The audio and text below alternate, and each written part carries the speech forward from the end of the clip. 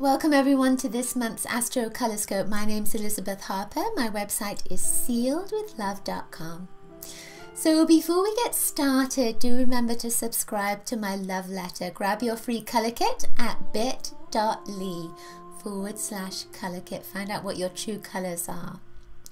So the idea of the Astrocolorscope is that I take 3 crystals, gems from my crystal bag here, for each star sign, throw them into a circle of houses, of the 12 houses, see where they land, and then read the color, the crystals, and the house for the influences for your month ahead. I'm also going to take a bead from my bead bag for an extra color, just to see what is flavoring your month. And finally, because we like threes, I like everything in threes, we're going to take a card from this tarot deck. This is the Voyager deck. And these are collages of images. So what I'll ask you to do for your star sign is to take a look at the card and see what you are most attracted to in that card, and then ask yourself, what does that mean? And then allow the information to come through. So before we get started, just a little bit about what's coming up astrologically. So we have Mercury retrograde, which is always seems to be happening, doesn't it?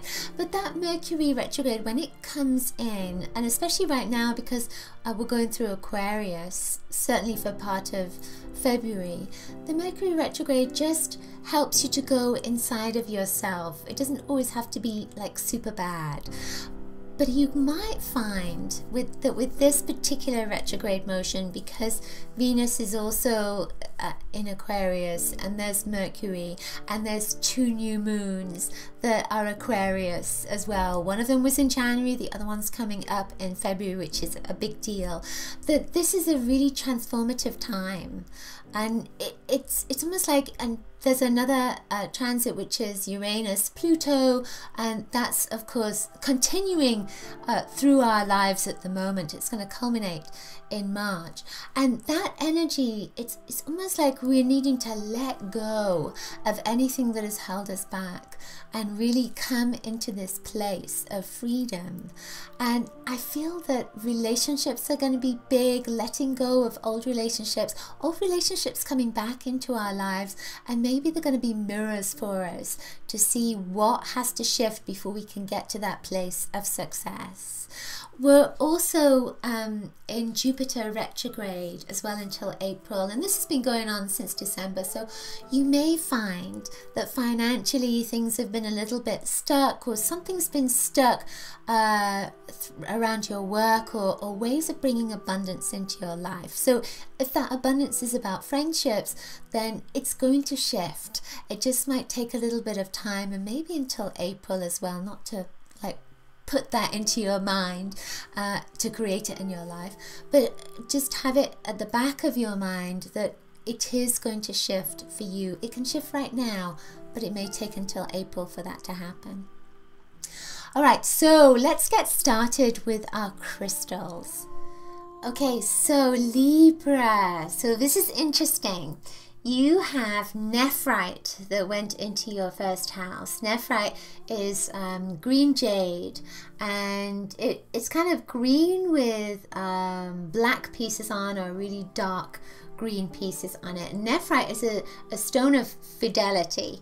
So it went into your first house. So I feel that you are, this month you're going to be thinking very much about honesty, and how you can be a stand-up citizen, and how you can help your community as well. There's a sense of that, of how you can be a rock in your community, and also a rock in your family, in your work environment, and with your friends, that kind of thing. This is a stone of confidence as well, and abundance. And what's interesting is it's also a stone for Libra. So I feel that this is saying that for you, that this is a particularly lucky month. This is a month with magic, that wonderful things can happen. And And I feel almost as if, you know, that part about being a stand-up person in your community, there's almost a sense of you being seen, of people are going to see you, and maybe for the first time. You've been there all the time, but this is the first time that they've actually seen you. So I feel as if people are going to be asking you to help them, to support them, to give them guidance, to teach them something. So with this, with the green, this is abundance, and I feel like it's payback. So you have done something that has been really admirable, and people in your environment, or there's networks or people that you've wanted to connect with, they are going to start coming out of the woodwork to help and support you, and you didn't even realize it. In the 12th house, you have preonite, and preonite is a stone of magic. The 12th house is, you know, it's often related to past life enemies, or even enemies in this life. 12th house is Pisces, and Pisces is a psychic energy. So it can say that there's a lot of psychic energy that's around you. But what I noticed with this is that this is a green stone, and this is a green stone. This is the 12th house. This is the first house. So I feel as if you're moving in a direction that is incredibly positive, that is really magical, that is connecting you to the planet. And I almost get this sense of you've arrived. It's an aha moment. It's like, oh, this is what I should have been doing all this time. That kind of sense. This is a Devic stone. So it links to your psychic energies, your abilities. It's precognition as well with this stone. It helps you to open your heart up to see. And I feel with this, with the jade, it's opening your heart up to receive as well.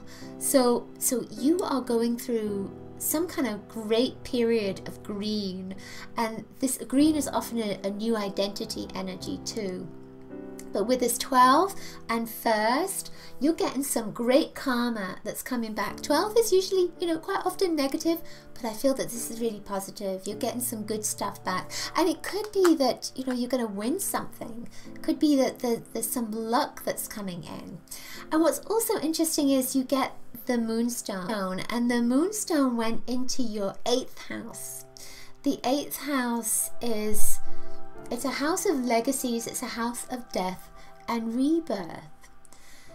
But because it's a moonstone, and we have this double new moon in Aquarius, and this is a very lunar time, I feel that this is saying that this is your time. Your legacy is that you are going to receive something wonderful. Your inheritance is that you're going to receive something wonderful. So this is such a fabulous time for you. It's very psychic. It's very intuitive, especially with a moonstone. This is a blue flash moonstone. So it's like surprises out of the blue are coming up for you as well. In that 8th house, it can mean money that's coming in too, sort of unexpected cash, and especially with these green stones. So the green is abundance and luck and fabulous things. Great time for you, Libra. So the stone that came up, the color that came up is, it's kind of grey looking, but it's actually celestite. It's a little celestite bead, and the celestite links you with the angelic realm.